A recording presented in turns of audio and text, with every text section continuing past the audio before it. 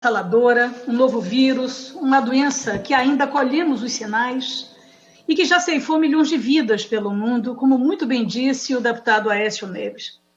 A humanidade foi surpreendida e a ciência lançou mão da experiência duramente adquirida em pandemias anteriores, indicando distanciamento social, novas etiquetas higiênicas e respiratórias, com o uso de máscaras, enquanto as pesquisas corriam em direção à síntese do imunizante. A pandemia trouxe consigo o desemprego, o aumento insuportável da fome e da miséria entre os povos. O mundo clama por vacinas para todos, única forma comprovada de debelar a praga que se espalha através de um vírus altamente contagioso, já com suas diversas e mortais mutações. E ainda não existem vacina para todos. As nações mais ricas se digladiam pelas doses produzidas, enquanto aos países mais pobres ficam as sobras, prometidas para o depois e ainda assim prorrogadas e reduzidas a cada contrato celebrado com enormes obstáculos. Em quase 130 países, senhores e senhoras, onde vivem mais de 2,5 bilhões de pessoas, nenhuma pessoa recebeu uma dose sequer de vacina. Quando em agosto de 2020 houve o anúncio do registro da primeira vacina e quando o primeiro cidadão recebeu a primeira dose, tempos depois, o mundo teve a esperança renovada. Desenvolver vacinas em menos de um ano foi realmente um grande feito, que só foi possível pela união de muitos esforços. As reverências que fazemos hoje a Oswaldo Cruz, Adolf Lutz, Carlos Chagas e outros serão ampliadas doravante para jovens cientistas abnegados, entre os quais as brasileiras professora doutora Esther Sabino e a PhD Jaqueline Góes de Jesus, baiana, mulheres cientistas que decifram o genoma e decifraram o genoma do novo coronavírus, abrindo caminho para a produção dos imunizantes. Esse feito suscitou a nossa proposta de criar nesta casa um prêmio anual à mulher cientista em nosso país, para que incentive e se reconheça-se esses ícones invisíveis. Mas há algo nesse debate sobre a distribuição de vacinas que não está aclarado. Para que consigamos atender a toda a população mundial, não será possível apenas para alguns países ou algumas empresas farmacêuticas produzirem as vacinas. Continuarmos a ter um ritmo muito lento de produção será fatal. E o ritmo será cada vez mais acelerado de contágios e mortes. O Brasil é tratado internacionalmente como exemplo de como o uso célere e eficaz da licença compulsória ou quebra de patentes pode ser útil para negociar preços mais baixos de medicamentos com a indústria farmacêutica. Não há de se ter medo dessa terminologia, porque ela é uma sinonímia da licença compulsória. Um amplo estudo de 3 organizações internacionais, a Organização Mundial do Comércio, a Organização Mundial da Saúde, a Organização Mundial de Propriedade Intelectual, conhecido como TRIPS, preparou um documento que mostra a interação entre saúde, propriedade intelectual e comércio e o acesso a remédios. Seu objetivo foi desmistificar a complexidade de leis e políticas e torná-las mais acessíveis para os países poderem, de fato, usar as flexibilidades autorizadas nos acordos internacionais para tornar os medicamentos aceitáveis e acessíveis globalmente a quem necessita deles. O caso do Brasil, já citado por Vossa Excelência em 2007, que quebrou a patente do antirretroviral Efanvirenz, genérico usado para o tratamento da AIDS em adulto, foi citado com destaque na publicação. 2 meses depois da quebra da patente, o Brasil recebeu o primeiro carregamento do genérico, procedente da Índia. A dose do produto original, comprada do laboratório americano Merck Sharp Dohme, detentor da patente, custava $1,59 e a do genérico importado da Índia, 44 centes de dólar. Segundo o estudo, o Brasil poupou cerca de $1,2 bilhão com a compra desse genérico. O estudo destaca que somente a ameaça de quebrar a patente já faz o governo brasileiro, e já fez à época, induzir à baixa dos preços do remédio. Na Europa de 2016, no combate à hepatite C, gastava-se 60 mil euros, R$402 mil, por pacientes. Um acordo firmado sob ameaça de quebra fez com que o valor por paciente reduzisse para 10 mil euros, ou seja, uma economia gigante e a garantia de vida digna para os portadores do vírus. As três entidades ressaltaram que o uso da licença compulsória na saúde não é limitado a países em desenvolvimento. Nos desenvolvidos, incluindo os Estados Unidos da América do Norte, a quebra de patente é garantida, por exemplo, para combater práticas anticompetitivas que tiveram impacto no acesso e inovação no campo da tecnologia médica. Mas no sentido inverso desse êxito, em outubro de 2020, em reunião da Organização Mundial do Comércio, a proposta de quebra de patentes foi apresentada por países de baixa e média renda, como a Índia e a África do Sul, que afirmam que as patentes são uma barreira para o acesso a testes, vacinas e medicamentos.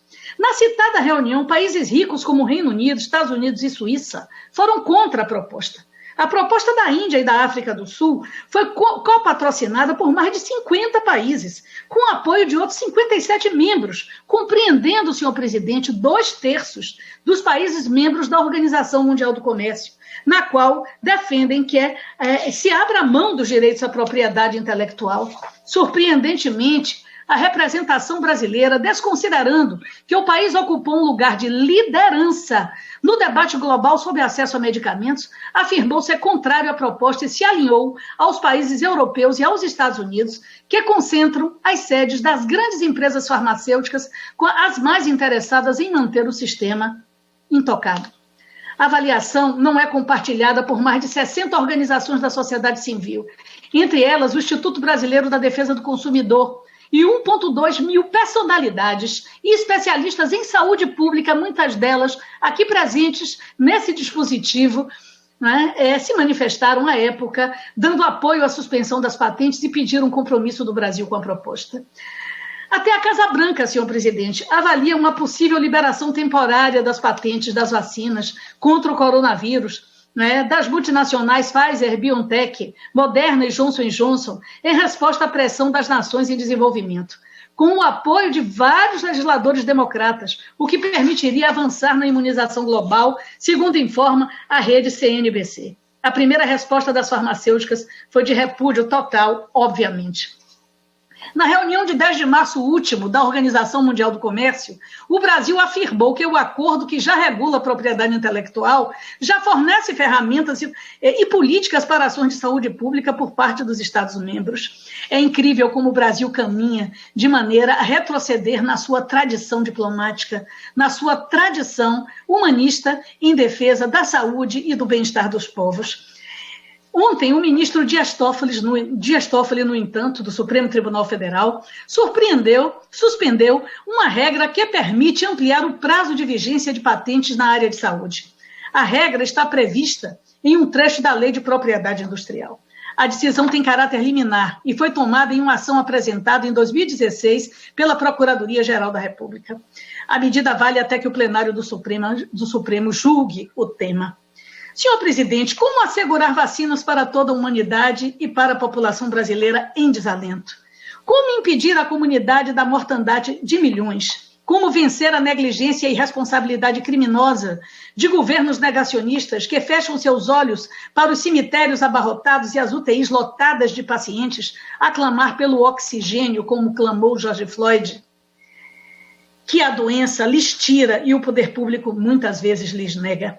Não há como responder essas perguntas sem tratar da questão que hoje trago em requerimento a esta casa, a quebra de patentes dos imunizantes contra a Covid-19, que pode multiplicar a produção de vacinas e impedir mais mortes pelo mundo. É preciso que toda a tecnologia e a propriedade intelectual para a produção de vacinas seja compartilhada com um consórcio organizado pela Organização Mundial de Saúde. Além disso, para adicionar mais pressão sobre as empresas farmacêuticas, é preciso que os governos também façam todo o possível para que as vacinas sejam consideradas um bem público em defesa da humanidade. Inclusive, é preciso dizer que as vacinas hoje comercializadas tiveram muitos recursos públicos dos seus países investidos, como assevera em diversos artigos o intelectual, pesquisador sênior da Escola Nacional de Saúde Pública da Fiocruz, aqui presente, para a nossa honra, Dr. Jorge Bermudes. A resistência de gigantes farmacêuticas é enorme, portanto, e não é de se estranhar. Não é? Se as patentes, senhor presidente, fossem suspensas, empresas de todo o mundo poderiam rapidamente reequipar sua capacidade de manufatura para produzir essas vacinas. E se tiverem ajuda tecnológica dos países desenvolvidos, né, e a receita da vacina, que geralmente é ocultada, isso será rápido. Aqui estão presentes uma amostragem representativa da indústria nacional, e cito a todos e abraço o presidente da nossa Bahia Pharma, que tem extrema capacidade de adequar-se. Empresas importantes do cenário industrial farmacêutico nacional, e sem dúvida que tem dado enormes contribuições na fabricação de genéricos e com sua própria produção. E hoje estão abaladas essas empresas pela crise econômica e que poderia ter o seu parque revitalizado, não é? E servirem, mais uma vez, aos desígnios da saúde pública e da soberania nacional. Segundo a proposta da OMC, através de sua diretora-geral, doutora Ngozi Uwela, que preocupa-se com a escassez de vacinas dos países em desenvolvimento, compreende que a supressão duraria um período determinado, como Vossa Excelência propõe e propugna, até que a vacinação estivesse em massa oferecida, não é, para o vigor de todo o sistema de saúde mundial. Por outro lado, não está claro qual será o tamanho do lucro que as grandes farmacêuticas terão hoje com a vacina. Este cálculo depende do preço das doses e de quantas vezes a população precisará ser vacinada no futuro. Normalmente, essas empresas cobram valores diferentes a depender do país, com base no que os governos possam pagar. É necessário, portanto, tratar o debate sob a perspectiva de que vacinas salvam vidas, para que possamos efetivamente ter essa solução, não é? Repetindo efetivamente o que já foi feito em outros momentos. Sem dúvida, a OMS tem criticado o chamado nacionalismo da vacina, em que países mais ricos compraram mais doses que as necessárias para toda a sua população, enquanto a maior parte do mundo não tem imunizantes. Segundo a organização, a vacinação global é a única forma de conter, de forma segura, a transmissão da Covid-19. Quero citar o caso do medicamento da empresa Gilead, detentora da patente do Remdesivir. Esse caso é emblemático. Trata-se do único medicamento até agora aprovado com eficiência para tratar a Covid-19 em ambiente hospitalar. Em junho de 2020, a Gilead anunciou que o Remdesivir teria um preço de $2.340 para um tratamento de 5 dias na maioria dos países. Aqui está chegando a caixa a R$17 mil. Entretanto, a empresa recebeu mais de 70 milhões em financiamento público para desenvolvê-lo, e a pesquisa de preços revelou que ele pode ser fabricado por menos de $9 por tratamento. É preciso iniciar pelo Remdesivir. É necessário dar esse direito aos pacientes do Sistema Único de Saúde. É necessário dar essa tentativa até por compaixão àqueles que estão morrendo aos montes nas UTIs do Brasil. O tema é difícil, é duro, é agudo para aqueles que defendem o livre mercado como se fôssemos todos iguais, pois altera o curso lucrativo de um dos setores mais rentáveis da economia mundial. Mas é tão urgente que mobiliza suprapartidariamente olhares da Câmara dos Deputados e do Senado da República.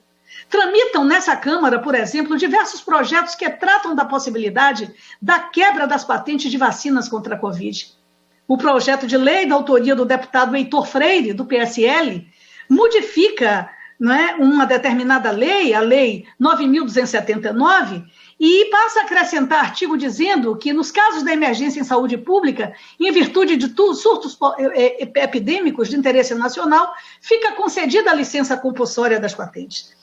Ainda o projeto da deputada Érica Cocá e outros determina o prazo de 1 ano de licenciamento compulsório de patentes associadas a produtos essenciais ao enfrentamento da emergência de saúde pública, inclusive material hospitalar e higiênico. O projeto também, de autoria do deputado Alexandre Padilha e outros, estabelece modificações da lei, prevendo que nos casos de emergência nacional ou de interesse público declarado, fica-se garantido também a efetiva derrubada das patentes, a licença compulsória temporária e não exclusiva, também para testes diagnósticos e complementares. O projeto de autoria da deputada Jandira Fegali, de muita completude, da qual sou também coautora, as obrigações relativas à propriedade industrial e estabelece que durante o estado de emergência em saúde é necessário garantir a licença compulsória temporária e não exclusiva para os imunizantes. Nosso país, senhor presidente, e já caminho para a finalização, registrou em 7 de abril, ontem, Dia Mundial da Saúde, o número absurdo de 337.364 mortes e 13.106.058 casos registrados, e releve-se a subnotificação.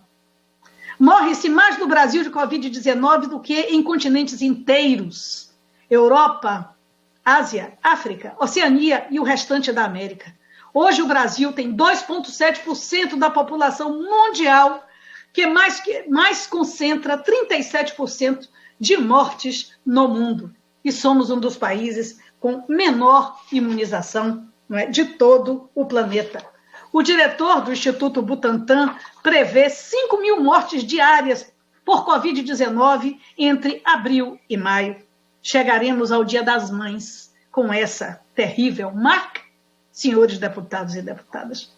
Em relação à vacinação, a situação do Brasil é desalentadora. Em números totais, o Brasil estaria na 5ª posição, com 21 milhões de doses distribuídas. Mas, como mencionado acima, é necessário fazer a análise populacional e, portanto, nós estamos bem atrás nessa estatística.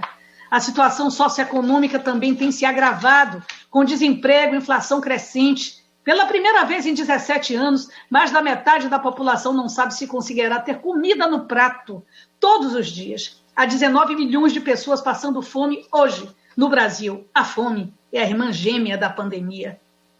A Fundação Oswaldo Cruz afirma ainda que a transmissão do vírus e a letalidade da doença estão em alta no país. Falta de leitos, sedativos e oxigênio.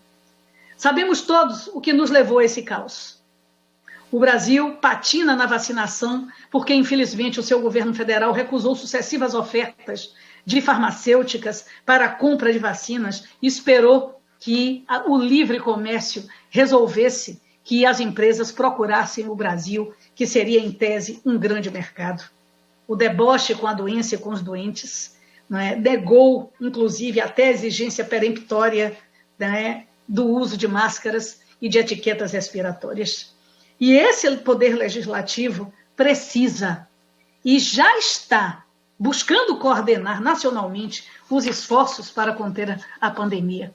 Um presidente que afronta as mínimas regras de saúde pública recomendadas pela Organização Mundial de Saúde, infelizmente, dificulta, obstaculiza e que, inclusive, se compõe como falso prescritor de medicamentos que nada tem de comprovado para a eficácia contra o coronavírus, só tem prestado danos e maus serviços à nação brasileira.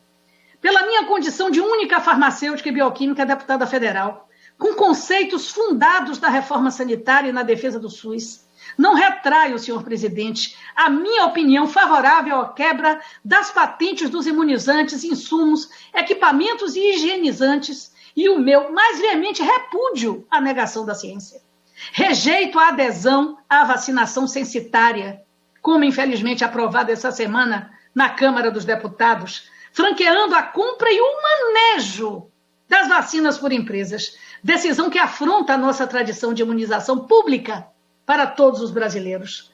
Pobres e ricos, senhores, merecem, precisam urgentemente serem vacinados. A vacina tem que ser pública para todos os brasileiros e urge uma atitude soberana, corajosa, economicamente viável, diplomaticamente hábil e humanista na sua essência, para que possamos ter dias mais tranquilos em relação à saúde dos brasileiros e brasileiras. Vacina para todos, já, e viva, e minhas homenagens sinceras aos heróis e heroínas do Sistema Único de Saúde, que na cabeceira dos leitos salvam vidas todos os dias, neste momento, garantem, além da falta de medicamentos, que infelizmente é a realidade das UTIs brasileiras, mas a mão do amor para afagar os pacientes que lutam pela vida nesse momento.